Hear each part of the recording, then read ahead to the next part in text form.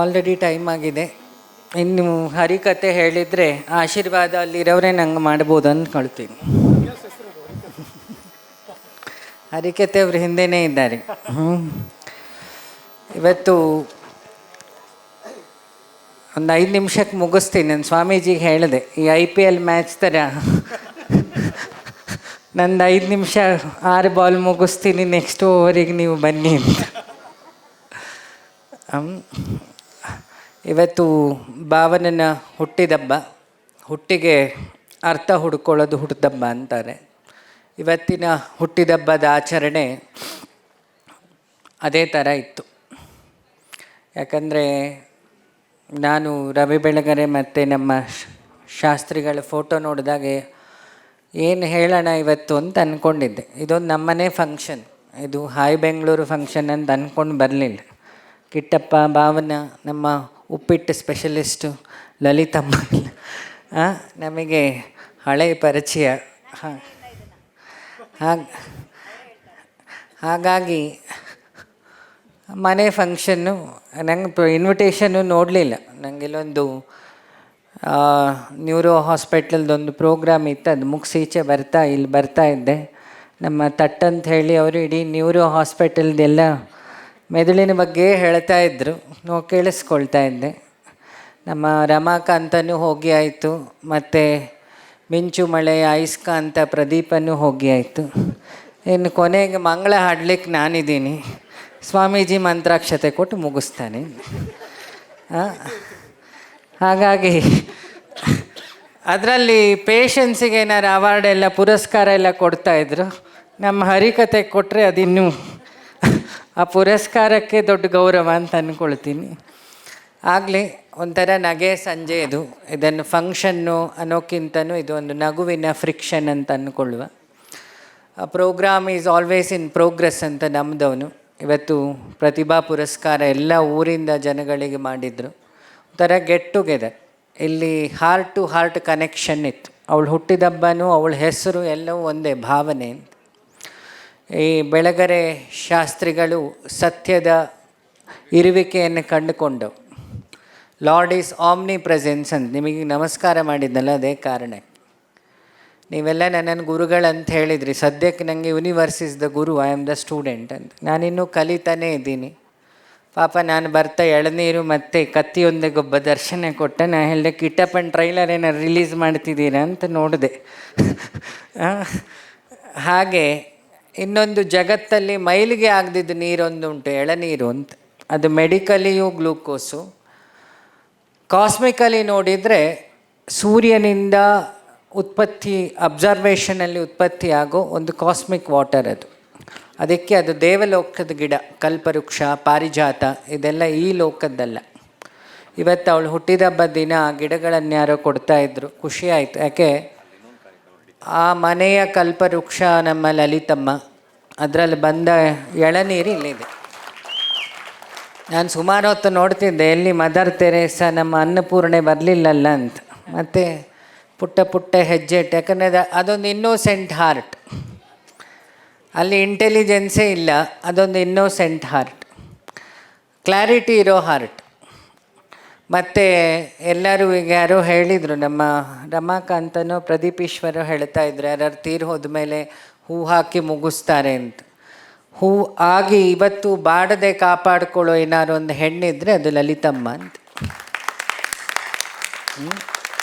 ಯಾಕೆ ನಾನು ಈ ಉತ್ಪ್ರೇಕ್ಷೆದೆಲ್ಲ ಮಾತಾಡಲ್ಲ. ನಾನು ಸದಾ ಒಂದನ್ನು ನಂಬ್ತೀನಿ, ಚಿಂತನೆ ಆದಾಗ ಲೌಕಿಕ ಪಾರಮಾರ್ಥಿಕ ಅಂತ. ದೇವರೆಂಬುದು ಬೆಳಕಷ್ಟೇ, ಧಿವೀತಿ ದೇವಃ. ಆ ಬೆಳಕನ್ನು ನೋಡು, ಎಲ್ಲರಿಂದ ಕಲಿಸ್ಲಿಕ್ಕೆ ಹೋಗಬೇಡ. Don't judge any one, everything is puzzle of lord. Every ಜೀವ ಈಸ್ ಯುನಿಕ್ ಅಂತ. ಹಾಗಾಗಿ ಆ ಯುನಿಕ್ನೆಸ್ಸಲ್ಲಿ ಅಲ್ಲಿ ಸತ್ಯ ಇತ್ತು ಬೆಳಗೆರೆ ಶಾಸ್ತ್ರಿಗಳ ಹತ್ರ. ಅದರ ಅಭಿವ್ಯಕ್ತಿ, ಏನು ಹೇಳ್ತೀವಿ, ಅದರ ಪ್ರೊಜೆಕ್ಷನ್, ಅದು ರವಿಯವರ ಬರವಣಿಗೆಯಲ್ಲಿತ್ತು. ಅದನ್ನು ದರ್ಶನ, ಸತ್ಯ ದರ್ಶನ ಅಂತ. ಅದೆರಡರ ಭಾವ ಇಲ್ಲಿತ್ತು, ಅದು ಭಾವನ ಅಂತ. ಇವತ್ತು ಆ ಭಾವನನ್ನು ಹುಟ್ಟಿದಬ್ಬ. ಹೊಸದಾಗಿ ನಾನು ನೋಡಿದ ಹಾಗೆ ಈ ಜ್ಞಾನ ಇದ್ದು ಮಗುವಾಗಿರೋದು ಅಂತ ಒಂದು ಅಭ್ಯಾಸ ಉಂಟು. ಯಾರೋ ಕೇಳುತ್ತಾರೆ, ಜೀವನ್ಮುಕ್ತ ಸ್ಥಿತಿ ಅಂದ್ರೇನು ಅಂತ. ನನಗೆ ಜೀವ ಮುಕ್ತಾವಸ್ಥೆಯಲ್ಲಿರುತ್ತೆ ಬಂಧನಗಳಿಂದ, ದೇಹ ಪ್ರಾರಬ್ಧ ಕರ್ಮದಲ್ಲಿರುತ್ತೆ, ಹಂಗಂತ ಅವನು ಹೊರಟೋಗಿದ್ದಾನೆ ಅಂತಲ್ಲ. ಸೊ ಅದನ್ನು ಅವಧೂತ ಸ್ಥಿತಿ ಅಂತಾರೆ. ನಾನು ಅದಕ್ಕೆಲ್ಲ ನನ್ನನ್ನು ಹೋಲಿಸ್ಕೊಳ್ಲಿಕ್ಕೆ ಹೋಗಲ್ಲ. ನಾನು ಕೊನೆ ತನಕ ಮಗುವಾಗಿರಬೇಕು ಅಂತಾನೆ, ಜ್ಞಾನ ಇದ್ದು ಮಗುವಾಗಿರಬೇಕು ಅಂತ. ಜ್ಞಾನ ಬೆಳೆದಾಗ ಈಗೋ ಬರುತ್ತೆ, ಅದು ಬರಬಾರ್ದು. ಅದಕ್ಕಿಲ್ಲ ಅಡ್ಡ ಬಿದ್ದಿದ್ದು. ಅಹಂಕಾರವನ್ನು ಫಸ್ಟು ನಿರಹಂಕಾರಕ್ಕೆ ಬಗ್ಗು ಅಂತ. ಇವತ್ತು ಈ ಜಗತ್ತು ಧರ್ಮ ಅಂತ ನಿಂತಿದೆ. ಒಂದು ತಾಯಿ ಗರ್ಭ, ಇನ್ನೊಂದು ಗೋಗರ್ಭ, ಇನ್ನೊಂದು ಭೂಗರ್ಭ, 3 ಶಾಂತಿ ಕೊಡೋ ಜಾಗ. ಬೇರೆ ಎಲ್ಲೂ ಶಾಂತಿ ಸಿಗಲ್ಲ, ಸುಖ ಸಿಗ್ಬೋದು. Kick is different, truth is different. ಅಂಥ ಕೆಲಸ ಇವತ್ತಿಲ್ಲ. ಆಯಿತು. ಒಳಗೆ ಬರ್ತಾ ನಾನೇನೋ ಮಾತಾಡಲಿ ನೋಡ್ತಿದ್ದೆ, ಇಲ್ಲಿ ಪೂರ್ತಿ ರಾಮಾಯಣ ಇತ್ತು. ರಾಮ ಪ್ಲಸ್ ಅಯನ ಅಂತ. ಅದೊಂದು ಯಾನ, ಯತಿಕಲಿ ಬದುಕಿದ್ದ ಜೀವನ. ಅಗ್ನಿ ಪರೀಕ್ಷೆ ಇದೆ, ಅದನ್ನು ಲಲಿತಮ್ಮ ಸುಮಾರು ಸಲ ಕ್ರಾಸ್ ಆಗಿದ್ದಾರೆ. ಯಾಕೆ ಅವಳ ಜೀವನವೇ ಅಗ್ನಿ ಪರೀಕ್ಷೆ. ಹಾಗಾಗಿ ಯಾರೋ ಹೇಳಿದರು, ನಮ್ಮ ರಮಕ ಅಂತ ಹೇಳಿದರು, ಬಾಬನ ಗಾಳ ಅಂತ ಇದು ತೆಗ್ದಾಗ ನಾನೊಂದು ಬರ್ಕೊಂಡೆ, ಕಿಟ್ಟಪ್ಪಂದು ಗಾಳ ಆದರೆ ಬಾವನನ ದಾಳ ಅಂತ ಅಲ್ವಾ.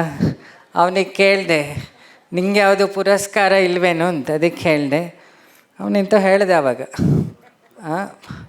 ಪತಿ ಎಂತ ಹೇಳಿದೆ, ಪತ್ನಿ ಪೀಡನೆ ಪತಿ ಪೀಡನೆ ಅಂತ ಹೇಳಿದ ಅವನ. ಹಾಗಾಗಿ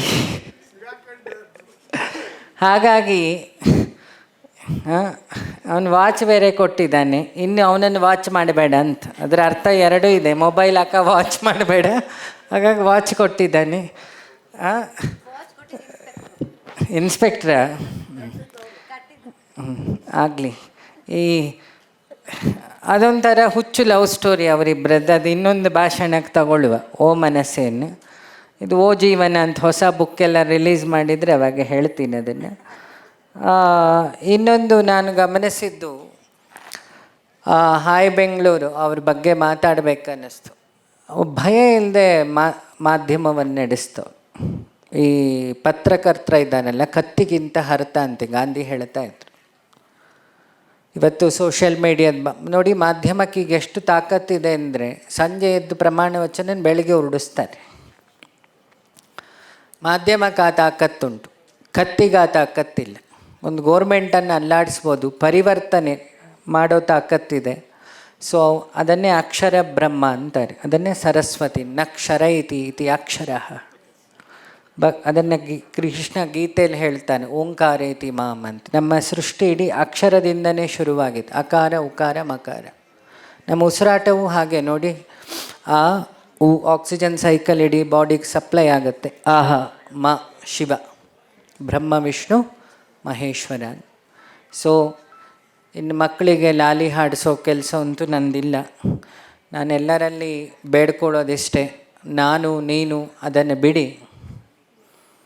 ಅದನ್ನು ಬಿಟ್ಟಾಗ ವಿ ಆಗ್ತೀವಿ.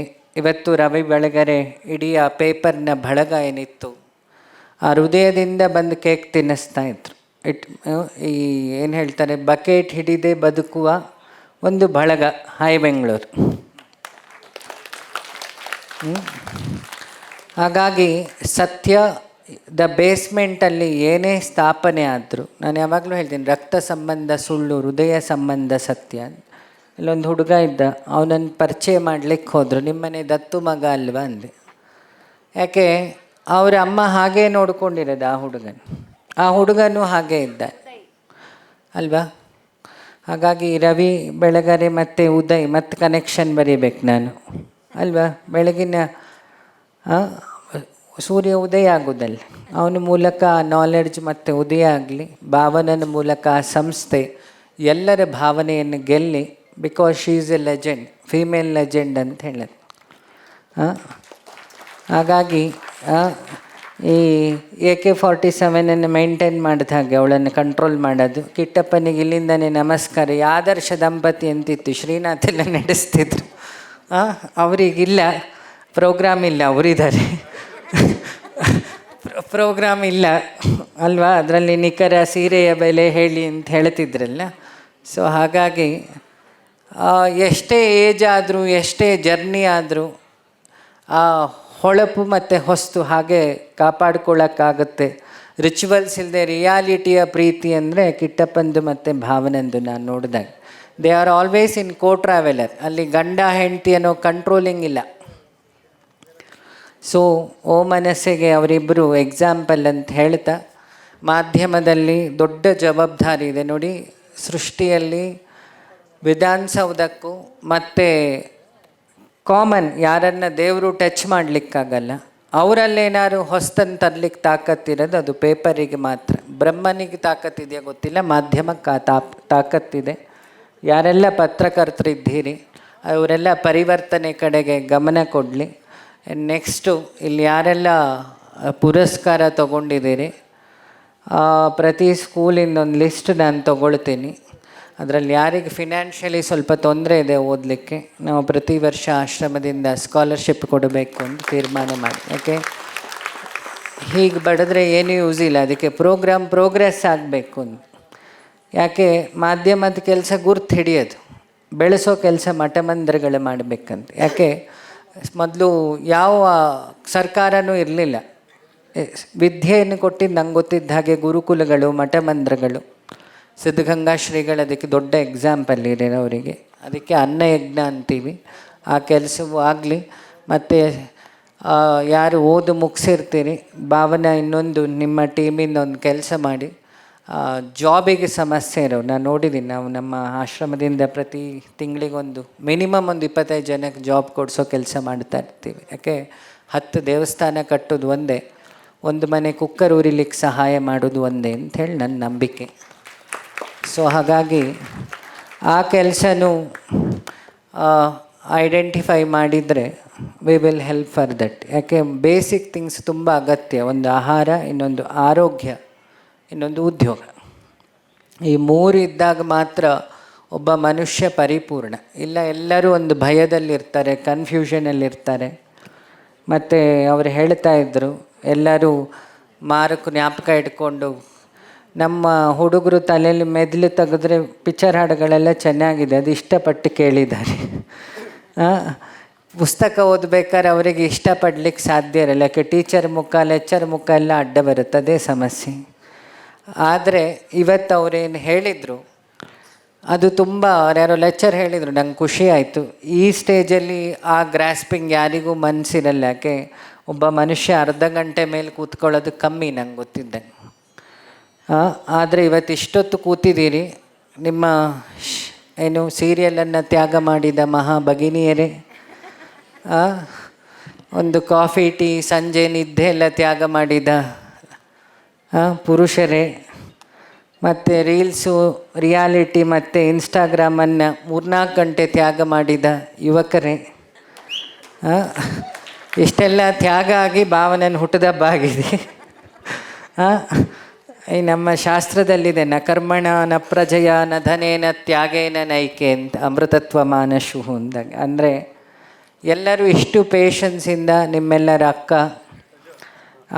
ಇನ್ನೋಸೆಂಟ್ ಸ್ಮೈಲ್ ಅಂತ ನಾನು ಅವಳಿಗೆ ಕಲಿಯೋದು. ಅವಳಿಗೆ ಆ್ಯಕ್ಟಿಂಗ್ ಗೊತ್ತಿಲ್ಲ, ರಿಯಾಕ್ಷನ್ನು ಆ್ಯಕ್ಟಿಂಗ್ ಇಲ್ಲದೇ ಮಾಡ್ತಾಳೆ, ಅದು ಒಮ್ಮೊಮ್ಮೆ ಸಮಸ್ಯೆ. ಹಾಗಾಗಿ ಅವಳಿಗೆ ಆಯುಷ್ಯ ಆರೋಗ್ಯ ಎಲ್ಲ ಕೊಡಲಿ, ದೇವರು ಚೆನ್ನಾಗಿಟ್ಟಿರಲಿ. ಮತ್ತು ಇವತ್ತು ರೆವಲ್ಯೂಷನಿಗೆ ಇನ್ನೊಂದು ಹೆಸರು ನಮ್ಮ ಸ್ವಾಮೀಜಿ. ಅವರಿವತ್ತು ಅವ್ರ ಕೈಲಿ ಕೇಕ್ ಕಟ್ ಮಾಡಿದ್ದಾರೆ, ದೀಪ ಉದ್ಘಾಟನೆ ಆಗಿದೆ. ಸೊ ಅಂಥವರ ಮತ್ತು ತುಂಬ ಬರಹಗಾರರ ಸಮೇತ ಅವರು. ಸೊ ಹಾಗಾಗಿ ಎಲ್ಲರ ಸಮ್ಮುಖದಲ್ಲಿ ಈ ಅಜ್ಞಾನಿಯನ್ನು ಕರೆದು ಎಷ್ಟು 10 ನಿಮಿಷ ನನ್ನ ಕಾಟ ಸಹಿಸ್ಕೊಂಡಿದ್ದಕ್ಕೆ, ನಮ್ಮ ಮಾತು ಕೃತಿ ಏನಾದ್ರು ಆಂಗಿಕದಲ್ಲಿ ಏನಾದ್ರು ತಪ್ಪಿದರೆ ದಯಮಾಡಿ ಕ್ಷಮಿಸಿ ಅಂತ ಹೇಳ್ತಾ, ಎಲ್ಲರಿಗೂ ಒಳ್ಳೆಯದಾಗಲಿ. ಪ್ರತಿಯೊಬ್ಬರಿಗೂ 24 ಗಂಟೆ ಹೆಗಲು ಕೊಡುವ ಕೆಲಸದವನಾಗಿರುವಾಗೆ ನೀವೆಲ್ಲ ಆಶೀರ್ವಾದ ಮಾಡಿ, ನಿಮ್ಮ ಚರಣದ ಧೂಳು ಈ ಮೂರ್ಖನ ಶಿರದ ಮೇಲೆ ಇರಲಿ ಅಂತ ಹೇಳ್ತಾ ನನ್ನ ಮಾತು ಮುಗಿಸ್ತೀನಿ.